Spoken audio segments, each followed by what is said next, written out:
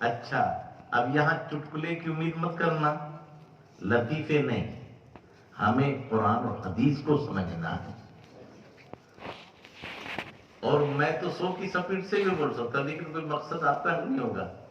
تو یہ کمیٹی کا بہت بڑا احسان ہے کہ بڑوں کو بھی پڑھنے کا موقع دیا، اور آقا فرماتے ایک لمحے کا پڑھنا پڑھانا 60 سال کی عبادت سے بہتر ہے۔ سبحان اللہ سبحان تو اللہ۔ یہاں سے جاؤ تو کچھ سیکھ کے جاؤ، تب ہے مزہ۔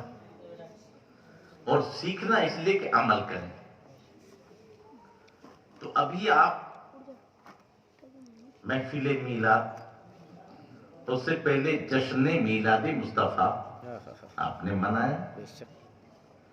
لیکن مجھے آج اتنا بتانا ہے کہ نبی کی میلاد کا مقصد کیا ہے، نبی دنیا میں آئے کیوں؟ اچھا آپ سے میں پوچھتا ہوں، کون کون ہے جو مدینے سے پیار کرتا ہے؟ سب پیار کرتے ہیں؟ اچھا یہ بتاؤ، مدینے سے ہمیں پیار ہے تو غریب نواز تو مدینے میں تھے نا، تو مدینہ چھوڑ کر آئے ہندوستان، تو غریب نواز کو مدینے سے پیار نہیں تھا؟ ہاں، چھوڑا کیوں؟ پتہ چلا مدینے کی محبت سے بڑھ کر بھی کوئی چیز ہے، مدینے سے بڑھ کر بھی کوئی چیز، مدینہ غریب نواز کی چاہت، مدینہ غریب نواز کی چاہت، اور دین مصطفیٰ کی چاہت۔ سبحان اللہ کیا بات ہے۔ تو رب کے محبوب نے کہا معین الدین جاؤ ہندوستان جاؤ بے شک۔ اور دین کی تبلیغ کرو۔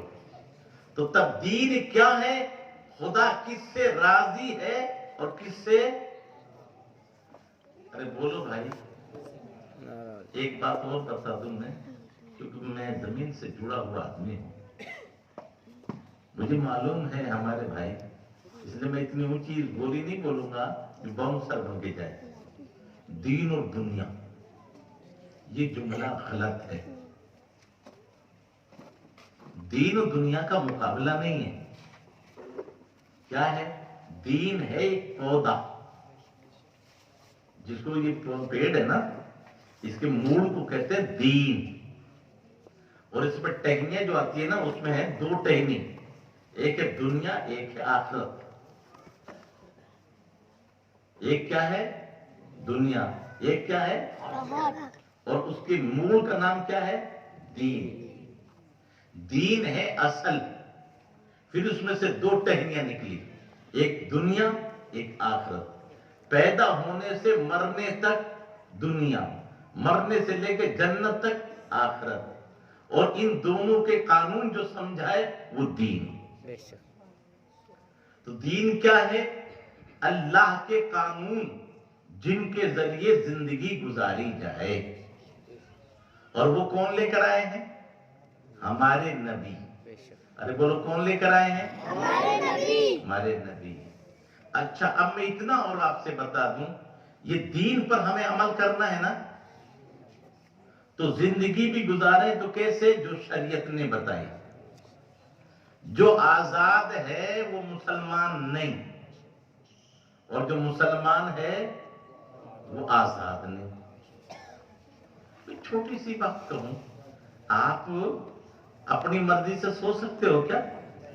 جب من میں سو جاؤ نا، عشاء پڑھ کے سو گے، جب تک چاہو سو جاؤ، نہیں، فجر سے پہلے کھڑا ہونا پڑے گا فجر کے لیے۔ جیسے چاہ کماؤ نا، شراب میں بہت فائدہ ہے لیکن مسلمان ہاتھ بھی نہیں لگا سکتے۔ ارے بولو، اپنی بس ہم نے حلال کمایا لیکن جہاں چاہے خرچ کریں نہیں، تو نبی کا غلام ہے۔ اب مرضی کیا ہوگی؟ دولت میری، مرضی مصطفیٰ کی، گھر میرا، قانون مصطفیٰ کا، جب ہے ہم سچے غلام۔ اور یوں چھوٹے سے لفظوں میں سمجھنا چاہو تو بڑی پیاری بات ہمارے بزرگوں نے فرمائی، کامل مومن کون ہے؟ جو شریعت کے ہاتھ میں ایسے ہو جائے جیسا مردہ غسل دینے والے کے ہاتھ میں ہوتا ہے۔ آپ نے بھی کبھی مردوں کو نہلایا ہوگا نا؟ وہ خود کروٹ بدل لیتا ہے کیا؟ بیٹھ جاتا ہے کیا؟ تم بٹھاؤ گے تو بیٹھے گا، تم گھماؤ گے تو گھومے گا۔ تو جیسے مردہ غسل دینے والے کے ہاتھ میں ہو جاتا ہے، ایسے ہم شریعت کے ہاتھ میں ہو جائے، وہ کہے ہنس تو ہنس پڑے، وہ کہے تو رو پڑے، وہ کہے تو جھک جائے، بے شک تو ہم کامل مسلمان ہیں۔ سیدھا سا مطلب اتنا ہے۔ اور جہاں اپنی مرضی چلائی وہ اسلام کمزور ہے۔ اچھا، اب تقریر سے پہلے اتنی بات اور سمجھ لو، یہ دو چیزیں تو سمجھ گئے۔ دین، تو یہ دین ہے ایک اصول، اور اس کے دو حصے ہوئے، دنیا اور اچھا، دنیا کو جو برا کہ وہ بھی بیوقوف ہے۔ بلکہ قرآن نے تو ہمیں سمجھایا ہے، دعا مانگو اللہ سے، ربنا آتینا فی الدنیا حسنہ وفی الآخرۃ۔ تو پہلے دنیا اچھی ہو جائے، پھر آخرت بھی۔ تو دنیا بھی اچھی ہوتی ہے، حلال روزی یہ دنیا کی اچھائی ہے، نیک بیوی یہ دنیا کی اچھائی ہے، نیک اولاد یہ دنیا کی اچھائی ہے، ذکر و کرنے والی زبان یہ دنیا کی اچھائی ہے۔ تو ہماری دنیا اچھی ہو گئی تو آخرت اپنے آپ، اور آخرت کو آخرت میں نہیں بنایا جائے گا، اس آخرت کو بھی دنیا ہی میں سدھارنا ہے۔ ارے بولو بھائی، کہاں سدھارو گے؟ دنیا میں۔ اچھا، بہت سے کہتے ہیں سب دنیا یہیں چھوڑ جائیں گے، کچھ نہیں لے جاتا ساتھ میں۔ اسلام ایسا دھوکہ نہیں دیتا۔ اسلام نے تو کہا جو تو نے کمایا سب لے جا، مکان لے جا، کھانا لے جا، کپڑے لے جا، جو چاہے لے جا، کون کہتا نہیں لے جا سکتے؟ کہ جی شعر سنا ہے، مہیا گو کے سب سامان ملکی اور مالی تھے، سکندر جب گئے دنیا سے دونوں ہاتھ خالی تھے۔ وہ میرے بھائی، وہ ولی تھا، ولی سکندر سے بادشاہی نہیں تھا۔ اس نے دنیا کو سمجھانے کے لیے، او دنیا والوں میں سونا چاندی نہیں لے جا رہا ہوں، دیکھو خالی جا رہا ہوں، تو اسی لیے کفن میں جیب نہیں ہوتی کہ لے جانے والا کچھ لے جائے گا نہیں، اور قبر میں طاق نہیں ہوتے کہ وہاں کچھ رکھنا نہیں ہے۔ لیکن جو اسلام نے کہا وہ الگ ہے، وَمَا تُقَدِّمُوا لِأَنفُسِكُم مِّنْ خَيْرٍ تَجِدُهُ عِندَ اللَّهِ۔ جو بھی تو جیتے جی بھلائی کرے گا، اللہ کے پاس محفوظ پائے گا۔ بے شک۔ اب تو لے جانے کا طریقہ اسلام نے بتا دیا، جیتے جی رب کی راہ میں خرچ کر۔ ایک بچہ تیرا، اس کو اچھا عالم بنا، اس پہ جو خرچ ہوا یہ تیرا جمع ہو گیا۔ اس کے لیے مدرسہ بنا، تو جو مدرسے میں پڑھیں گے تو قبر میں آرام کرتا رہے گا، ان کا ثواب تجھے پہنچتا رہے گا۔ سبحان اللہ، سبحان اللہ، کیا بات۔ کون کہتا نہیں لے جا سکتے؟ تو مکان لے جانا چاہے تو آقا فرماتے ہیں، من بنا للہ مسجدا بنى اللہ بیتا فی الجنہ۔ جس نے رب کی رضا کے لیے مسجد میں حصہ لیا، اللہ تعالیٰ اس کے لیے جنت میں عالیشان محل عطا فرمائے۔ سبحان اللہ، سبحان اللہ، کیا بات۔ مسجد تو تم نے یہاں بنائی ہے نا، مکان کہاں تیار ہو رہا ہے؟ جنت میں۔ تو تم نے تو گارے کا مٹی کے مسجد بنائی ہے، اور اللہ تعالیٰ سونے چاندی کی اینٹ، مشک و عنبر کا گارا، ہیرے جواہرات جڑے ہوئے۔ تیری جگہ تو محدود ہے، اور وہاں تو جہاں تک تیری نگاہ جائے گی۔ سبحان اللہ، بے شک۔ ارے بولو ہے یا نہیں؟ پہلے ایک چھوٹی سی مثال لے لو، یہ چیز سب سمجھا دی ہمیں۔ یہاں پر ہمیں عرب جانا ہے عمرہ کرنے، وہاں ریال چلتا ہے اور ہمارے یہاں روپیہ ہے۔ اب ہم فکر میں ہیں، پہلے وہاں جا کے ریال کمائیں، پھر جا کے عمرہ کریں گے، پھر وہاں مکان بھی چاہیے، ایک سال مکان بنا کے آئیں۔ لوگوں نے سمجھایا نادان، ایسا نہیں ہے۔ انتظام کیا گورنمنٹ نے کیا کہ تو یہاں روپیہ بھر اور وہاں تجھے ریال ملیں گے۔ روپیہ کہاں بھر رہے ہیں؟ یہاں، اور ریال کہاں مل رہے ہیں؟ تو کرایہ جہاں بھر دے اور مکان وہاں تیار، گاڑی وہاں تیار۔ 2006 میں جب میں پہلی مرتبہ حج کے لیے گیا تو اللہ کا شکر، جیسے ہی پہنچا مدینے میں، عالیشان محل خواب میں بھی کبھی نہیں دیکھے، اور مسجد نبی کے بالکل متصل سبحان اللہ، ہیں۔ اور وہ جو ہے جا کے دیکھا تو 2-3 میرے ساتھ اور تھے پٹوتی کے، اور ایک میرا نام اوپر لکھ کر محمد صاحب، میں آیا نہیں اور یہاں میں مالک بنا پڑا۔ بھلے 8 دن کے لیے مجھے میرا نام بھی لکھا ہوا۔ پہنچے تو ہوائی جہاز سے اترے نہیں، گاڑی کھڑی ہے، یہ معلم آپ کا، یہ گاڑی آپ کی۔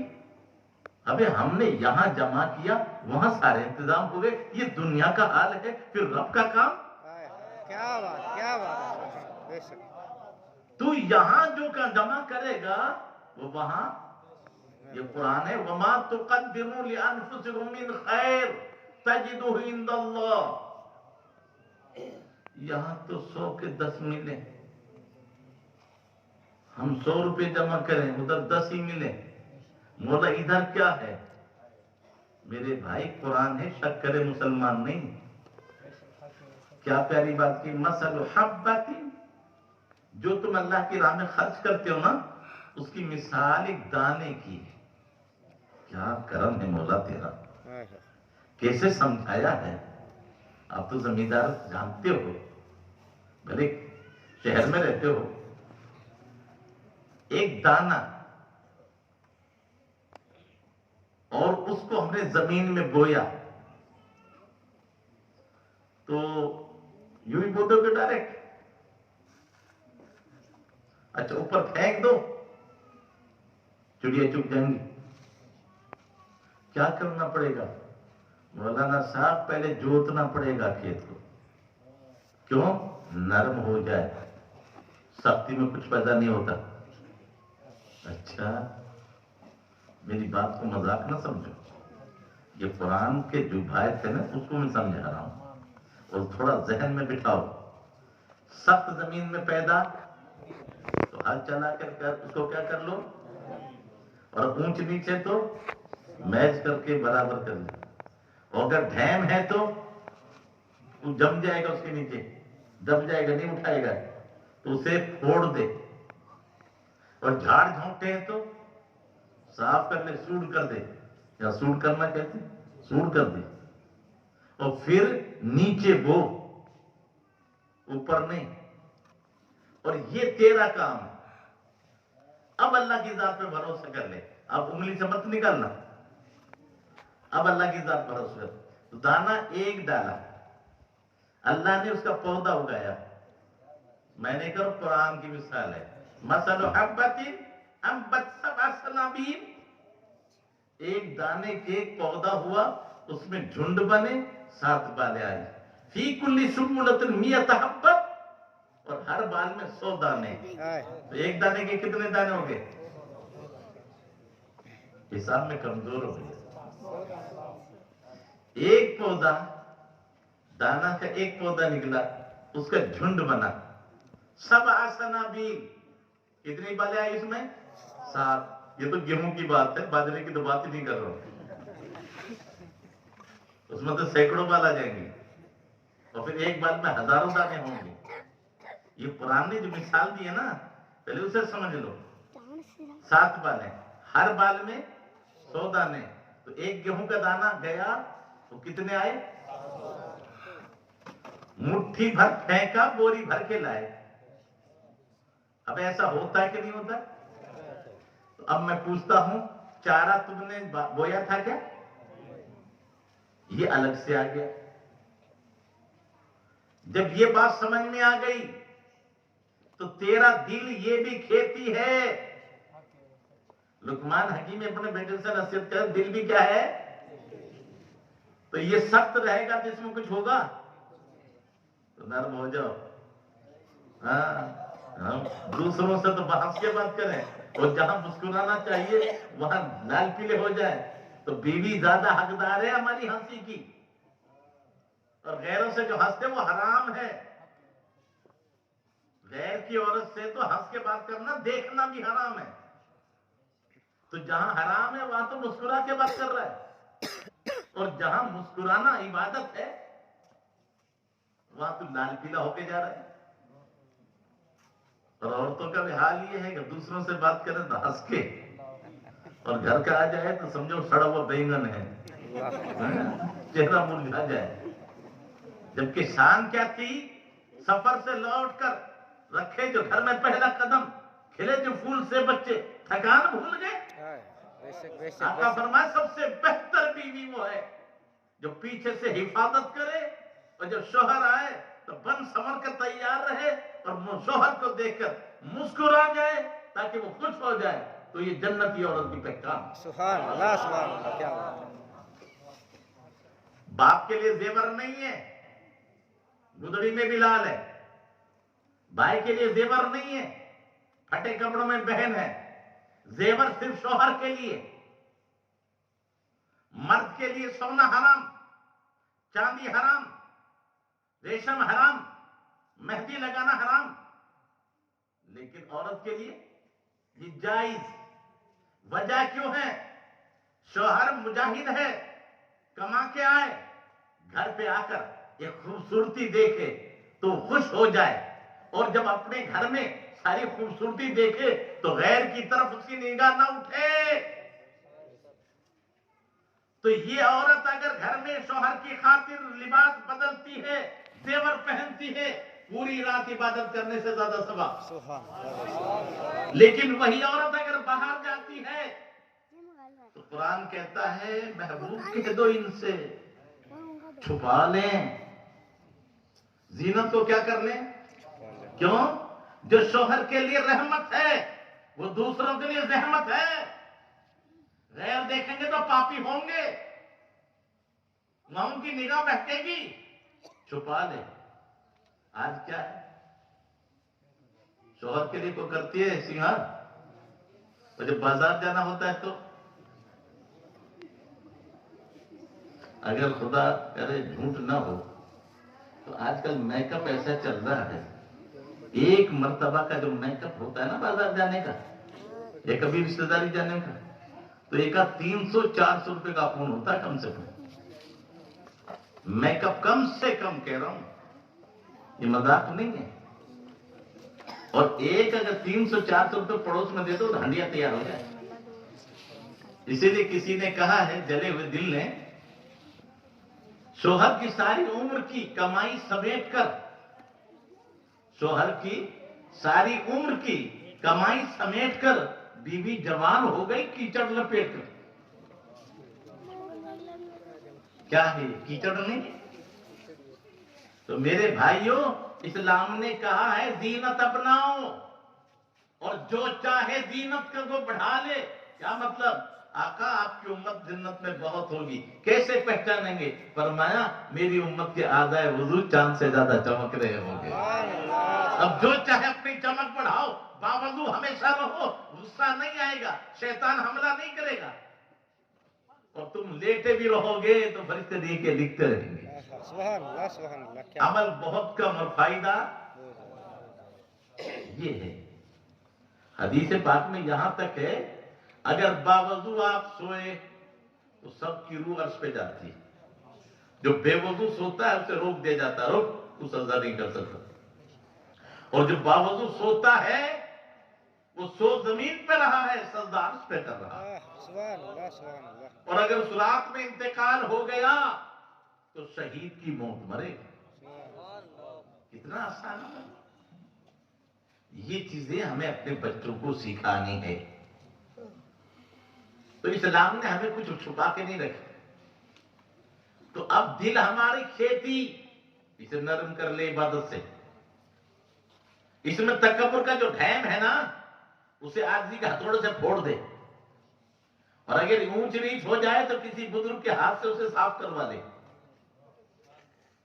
اور یاد رکھ اس میں حسد، کینہ، بغض، نفرت کے جو جھاڑ اگے ہوئے نا انہیں اپاڑ کے پھینک دے، اور پھر عبادت کے بیج وہ دیکھو ہرے ہوں گے کہ نہیں۔ بے شک بے شک۔ تو سب سے پہلے سینے کو پاک کیجیے۔ अच्छा अब मैं पूछता हूं, इबादत पहले है कि पाकी पहले? सोचना भी है। नमाज पहले कि पाकी पहले? पाकी पहले। कपड़े पाक, बदन, जगह, मन भली ना पाक। अच्छा एक आदमी बता दो जिसने नमाज के लिए, मैं देखता हूं आपने भी किया है, वजू करते हैं, हाथ धो लेते हैं, जरूरत पड़ी तो गुस्ल भी कर लेते हैं, कपड़े भी साफ कर लेते हैं, मन को किस किस ने साफ किया, कब का साफ किया बताओ मुझे? नमाज से पहले किसने साफ किया, एक तो बता दो मुझे। अरे मेरे भाई तूने हाथ तो साफ किए हैं, तूने अपने चेहरे को साफ किया है, तूने कपड़े भी साफ किए हैं, मन को कहां साफ किया है? आप कहोगे मौलाना साहब मन तो अंदर है, ये ऊपर के तो हमने धो लिए, तो हाँ उसका पानी भी अंदर से निकलेगा। खौफे खुदा से चंद कतरे आंसू बहा दे, दिल की साफ तख्ती पाक हो जाएगी। बताओ नमाज से पहले किसने तौबा की? अगर किसी का हक मारा है तो पहले हक अदा करके जा। अगर किसी भाई का हक मारा है, लाख नमाज पढ़ लेना, लाख तौबा कर लेना, अल्लाह माफ नहीं करेगा जब तक बंदा से माफ नहीं करवाओगे। आज बताओ हमारा हाल क्या? उसी को हिंदी शायर कहता है, हदीस का तर्जुमा है, मेरे आका फरमाते ला सलात इल्ला बिहुजूरिल कल्ब, जब तक तेरा मन हाजिर नहीं है तेरी नमाज भी नहीं है। हम तो मस्जिद में हैं, मन तो जंगल में घूम रहा है। हम तो मस्जिद में हैं, मन तो दुकान पे खड़ा है। तो शायर उसी को कहता, तेरे भीतर कूड़ी मैल की ऊपर रखा धोए, तेरे शीश झुके दिल नहीं झुके, सजदों कैसे हुए?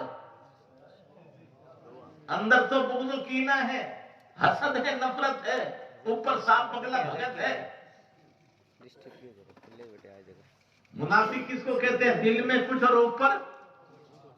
उसी को हिंदी शायर कहता है, तन उजड़ो मन मैलो बगला जैसो भेष, अरे तो सु तो कव्वा भलो जब भीतर बाहर एक। कव्वा ऊपर से सफेद है, अंदर से काला है। यही मुनाफिक है। तो मुनाफिक मत बनो, मोमिन बनो, और मोमिन जिसका अंदर भी पाक ऊपर भी पाक। फिर जो कहे तो दिल से कहे, जबान से न कहे। अच्छा एक बात बताओ, अरे भाई ये छोड़ दो, पानी बड़े पिले बाद। देखो ये पानी जो मैं पिला रहा हूं ना, इंशाल्लाह ये ज्यादा बेहतर है। देखो डिस्टर्ब हो जाएंगे नहीं, अरे हम जब बोल भी रहे हैं जब भी नहीं पी रहे, कोई बात नहीं है, ये डिस्टर्ब होता है, ऐसे नहीं। अच्छा देखो मैं पूछ रहा हूं, इस्लाम हमें समझाने आया है, नमाज बेहयाई बुरी बातों से रोकती है ना? बोलो भाई। अच्छा एक बात बताओ, जमात पहले है कि नमाज पहले है? अरे बोलो भाई। अरे पहले नमाज शुरू हो रही है कि जमात शुरू हो रही है? नमाज से पहले जमात है, सफ। अरे बोलो सफ बंदी पहले होगी ना भी नमाज शुरू, या आपके यहाँ पहले सब नमाज हो जाती है बाद में सब बंदी है सफ? अच्छा ये बताओ, ये उलमा बैठे हैं, क्यों मैं ऐसी कोई बात नहीं करूंगा जो आपकी समझ में नहीं आए। अच्छा आप घर पे नमाज पढ़ लो तो नमाज हो जाएगी ना, एक सवाब मिलेगा, और जमात के साथ पढ़ी तो ये 27 बढ़ी क्यों है? नमाज तो एक ही है। असर की नमाज भी 4 पढ़ी हमने, ईशा की भी तो 4 पढ़ी, मान लो फजर फर्ज, ये बढ़ी क्यों? जवाब मिलता है रब को इत्तेहाद प्यारा है जी। तो जमात जब करोगे ना तो बंदे बंदों से मिलते हैं, नमाज खुदा से मिलाती है और सब बंदों को बंदों से मिलाती है। जब बंदे बंदे आपस में मिल जाते हैं तो रब की रहमत झूम के बरसती है। फिर एक नमाज का सवाब 27 गुना मिलता है। بندے آپس میں مل گئے اور پھر جو اعتراض تھے ہمارے اوپر وہ سب ختم ہو گئے. بھید بھاؤ نہیں, اونچ نیچ نہیں, ذات پات نہیں, اور ہوں گے جہاں ذات پات ہوں گے. ہم سب اولاد آدم ہیں. بے شک ارے بولو ہے کہ نہیں؟ بے شک ہم سب نبی کی امتی ہیں. بے شک ہم سب کا کلمہ ایک ہے. ہمارا کعبہ بھی, ارے بولو ہمارا قرآن بھی. جب ہم سب ایک ہیں کہ نہیں ہیں تو اب اس کا مظاہرہ کہاں کریں؟ تو ڈاکٹر اقبال نے کہا تھا ایک ہی صف میں کھڑے ہو گئے محمود و ایاز, نہ کوئی بندہ رہا نہ کوئی بندہ نواز. بے شک بے شک یا بادشاہ بھی اسی لائن میں, فقیر بھی. ابھی ہم نے تو وہ تماشا دیکھا ہے, فقیر آگے ہے بادشاہ پیچھے ہے, تو مجال نہیں ہے کہ بادشاہ فقیر کو پیچھے ہٹا دے. ابھی تو بھی عبداللہ ہے وہ بھی عبداللہ ہے, یا تو بھی سر جھکانے آئے وہ بھی سر جھکانے آئے. وہ اور ہوگی گدی جہاں تو تیرا مقام اونچا ہوگا, یا تو بھی ہاتھ پھیلائے گا وہ بھی ہاتھ پھیلائے گا. بے شک بے شک یہ اللہ کا گھر ہے, یہاں حکومت ہے تو امام کی ہے. ارے بولو کس کی ہے؟ اچھا, اگر جب یہ بات سمجھ میں آ گئی تو چاہے لیڈر ہو, چاہے منسٹر ہو, چاہے لکھپتی ہو یا کروڑ پتی ہو, ان کی حکومت, سب کا حکومت کس کی ہے؟ ارے بولو بھائی, امام کی. تو امام امام ہے کہ غلام ہے؟ امام اور جو امام ہے وہ غلام نہیں, اور جو غلام ہے وہ امام نہیں. اب پتہ چلا جب تک امام سر نہ جھکائے آپ نہیں جھکا سکتے, وہ نہ اٹھائے آپ نہیں اٹھا سکتے. یہ سچی بات ہے نا؟ اور اگر امام سے پہلے سر جھکا دیا تو حدیث سنو, ڈرو کہیں تمہارے چہرے گدھے جیسے نہ ہو جائے. اللہ اکبر. نماز میں آگے جا رہا ہے تو گدھے جیسے چہرے ہو جائے. جو اسلام یہ برداشت نہ کر سکے امام سے پہلے سجدے میں بھی آگے نہ جاؤ, وہ بس امام سے آگے چلے. میری قوم کا بیڑا گرک تو یہی ہو رہا ہے. پیچھے پیچھے امام کے بھی کہتے ہیں, غیبت بھی کرتے ہیں, لیکن اماموں نے بھی اپنی ذمہ داری نہیں نبھائی. اب میں یہ پوچھتا ہوں, امام مصلی کا ہے کہ محلے کا ہے؟ پورے دونوں میں ہوتے ہیں. سوچ کے جواب دو. صرف مصلی کا امام ہے کہ پورے محلے کا امام ہے؟ وہ تو مصلی پہ کھڑا ہے, پیچھے کون ہے؟ پورا محلہ, ساری قومیں, ساری ذاتیں, تو یہ سب کا امام ہوا نا. تو صرف مصلی بچانا ہے امام کو قوم بچانی ہے؟ ذہن میں رکھنا میری بات.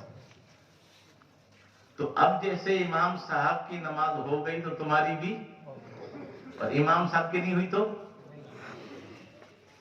یہاں تک ہم سب سہمت ہیں. اب یہ پوری قوم گئی باہر, شادی کا موقع آیا, وہاں ڈیجا طے ہو گیا. امام صاحب کو خوب پتا ہے وہ خرگوش کی نیند سو رہا ہے. جائز ہے؟ کیوں؟ امام قوم کا ہے, مصلی کا نہیں ہے. اب جو قوم کا امام ہے اور غلطی پیدا ہو رہی ہے تو اب یہ اس کے لیڈر بھی مقتدی ہیں, سیٹھ بھی مقتدی ہیں, چھوٹے بھی مقتدی ہیں, بڑے بھی, اور یہ حیثیت رکھتا باپ کی.